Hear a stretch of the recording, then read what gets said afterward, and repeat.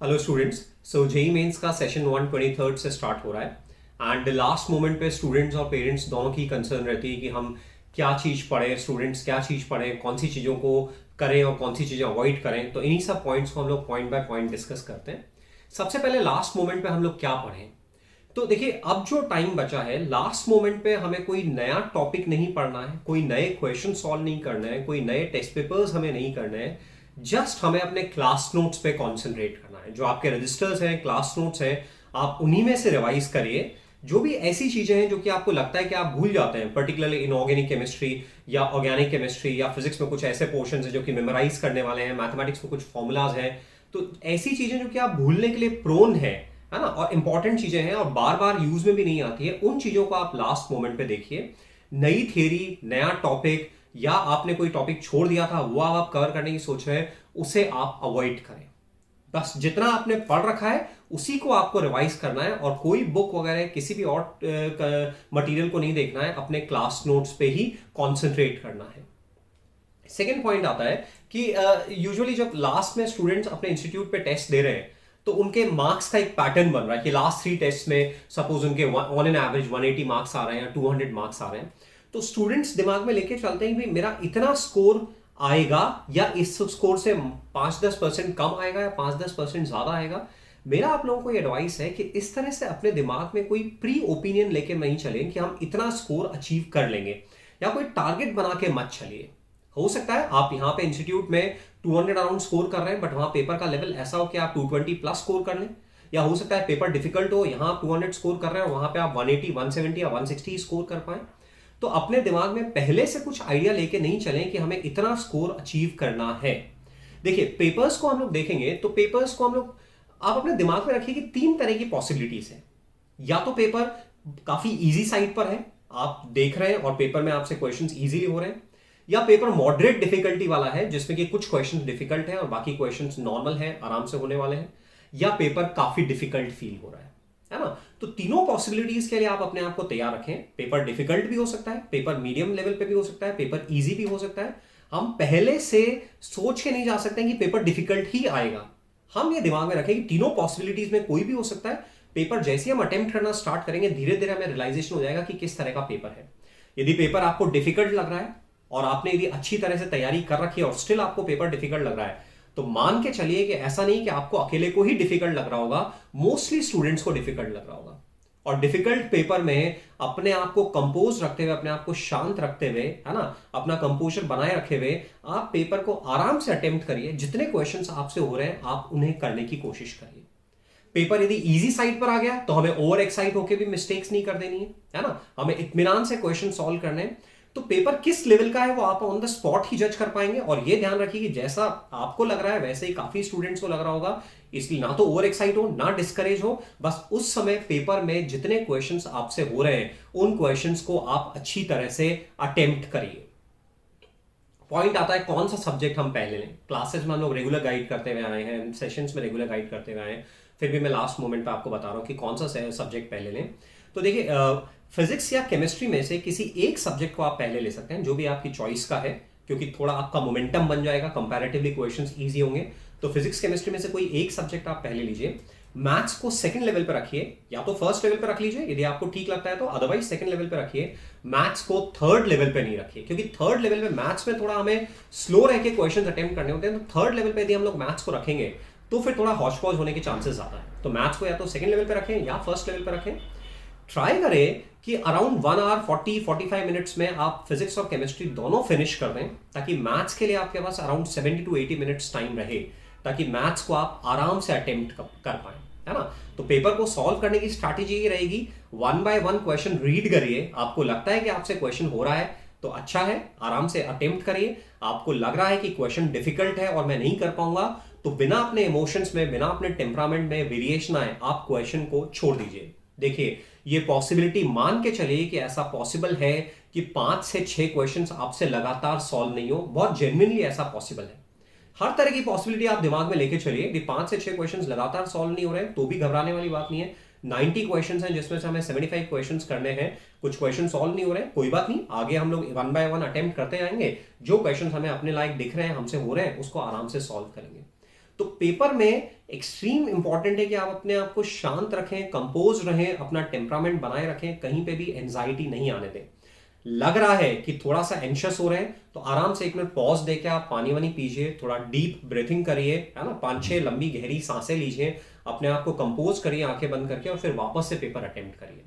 JEE mains में क्योंकि एक सिंगल पेपर है तो बहुत सारे स्टूडेंट्स के साथ ऐसी पॉसिबिलिटी हो जाती है कि वहां पे जाके एकदम रश में गड़बड़ कर देते हैं। तो अपने को कहीं पे भी रश नहीं करना है, कहीं पे भी थोड़ा सा भी मेंटल एंजाइटी लगती है, रिलैक्स होकर पानी पी रहे हैं, गहरी सांस ले रहे हैं और वापस से अपने आप को कंपोज करके पेपर अटेम्प्ट कर रहे हैं।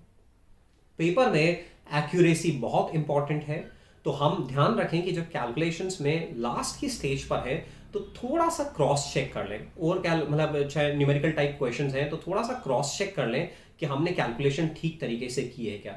स्पीड इंपॉर्टेंट नहीं है, एक्यूरेसी इंपॉर्टेंट है। तो रिलैक्स होकर पेपर सॉल्व करें, रश नहीं करें, पेपर में बिल्कुल भी रश नहीं करें, आराम से पेपर सॉल्व करें।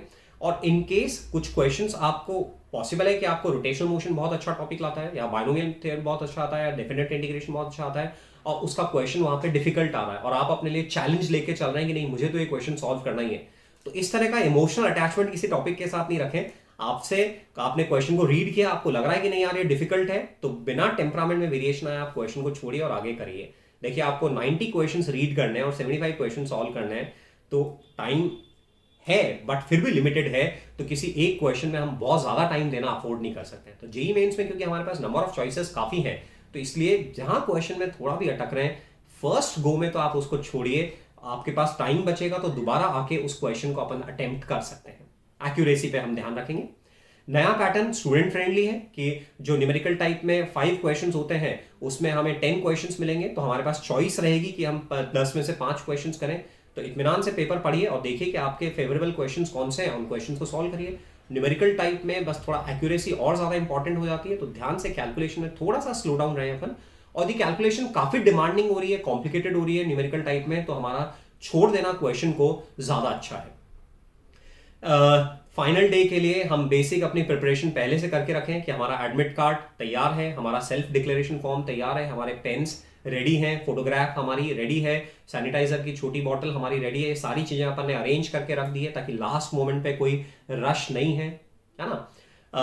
हमारे पास बहुत सारे ऐसे स्टूडेंट्स के मैसेज आते हैं कि सर बहुत एंजाइटी सी हो रही है, लग रहा है कि सर अब कुछ रिकॉल नहीं हो रहा, पेपर कैसा होगा, फियर सा आ रहा है दिमाग में। देखिए बहुत जेन्युइन है, बहुत जेन्युइन है कि जब आप कोई एग्जाम देने जा रहे हैं तो आपके दिमाग में थोड़ा सा एंजाइटी हो, थोड़ी सी एंशियस फीलिंग हो, आप थोड़ा सा स्केरी फील करें, ये सारी फीलिंग्स जेन्युइन है।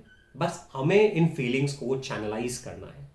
आप जब एग्जाम देने जा रहे हैं तो एंजाइटी तो होगी, बट मेरा सजेशन ये है कि अपने आप को रीअश्योर करें कि मैं पिछले 1 साल से या पिछले 2 साल से अच्छी तरह से तैयारी कर रहा हूं। डेफिनेटली कुछ गलतियां मुझसे हुई हैं, टाइम को जितना मुझे यूटिलाइज करना चाहिए था हो सकता है मैंने उतना टाइम को यूटिलाइज नहीं किया, बट मोस्टली स्टूडेंट्स के साथ ऐसा ही है। तो अब उस पर रिपेंट करने के बजाय बस हम अपने स्ट्रॉन्ग पॉइंट्स को देखें कि नहीं मैंने तैयारी करी है, मैंने इतने सारे टेस्ट दिए हैं और हर टेस्ट में मैंने ठीक तरीके से अटेम्प्ट किया है। I am pretty much familiar कि किस तरह से पैटर्न होता है, किस तरह से क्वेश्चंस आते हैं, किस तरह से मुझे अटेम्प्ट करना है। तो नई चीज क्या है, तो हमें वरी क्यों करना है, हमें एंशियस क्यों होना है, क्यों डर लगना है। हमने अच्छी तरह से तैयारी करी है, थोड़ा रिजल्ट से डिटैच होने की कोशिश करिए। लास्ट मोमेंट पे जैसे हम एग्जाम के क्लोज आ रहे हैं, हमारा रिजल्ट से डिटैचमेंट वाली फीलिंग बहुत जरूरी है। हम अपने अंदर स्ट्रांगली ये फीलिंग रखें कि मेरे हाथ में जो काम था वो मैंने अच्छी तरह से किया, मैंने पढ़ाई अच्छी तरह से करी, मैं तैयारी अच्छी तरह से कर रहा हूं, प्रैक्टिस अच्छी तरह से कर रहा हूं, रिवीजन अच्छी तरह से कर रहा हूं। अब एग्जाम में क्या स्कोर आएगा, लेट्स लीव, वो हमारे हाथ में नहीं है। हमारे हाथ में अच्छी तरह से एग्जाम की तैयारी करके एग्जाम देना है, जो हम अपनी तरफ से पूरे एफर्ट्स डाल रहे हैं, अच्छी तरह से कर रहे हैं। तो उस चीज को आप चैनलाइज करिए, दिमाग में स्ट्रे थॉट्स नहीं आए, उसके लिए बेस्ट है कि आप लास्ट मोमेंट तक अपने आप को पढ़ाई में इन्वॉल्व रखें। आप लगातार रिवीजन करते रहें, एक रजिस्टर दूसरा रजिस्टर, हर चीज को कनेक्ट करने की कोशिश करिए कि पूरी मैकेनिक्स को आप कनेक्ट कर रहे हैं कि circular motion, momentum, work energy, rotational motion, SHM, पूरा सेक्शन को कवर कर रहे हैं, कनेक्ट कर रहे हैं। ऐसे थर्मल फिजिक्स में तीनों चैप्टर्स को आपस में कनेक्ट कर रहे हैं, इलेक्ट्रोडायनेमिक्स में पूरा कनेक्ट कर रहे हैं। तो ऐसे कनेक्शंस बनाने की कोशिश करिए। फिर आपका यदि ये वाला रिवीजन हो गया है तो कुछ टेस्ट पेपर्स लीजिए। टेस्ट पेपर्स में क्वेश्चंस को आप जो आप टेस्ट ऑलरेडी अटेम्प्ट कर चुके हैं उन टेस्ट पेपर्स में से क्वेश्चंस के थ्रू आप थियरी को रिवाइज करिए। कुछ चीजें जो भूलने वाली हैं उनको आप देखते रहिए। तो ऐसे लास्ट मिनट तक अपने आप को लगातार पढ़ाई में इन्वॉल्व करके रखें, ताकि स्ट्रे थॉट्स नहीं आए, स्केरी फीलिंग्स नहीं हो।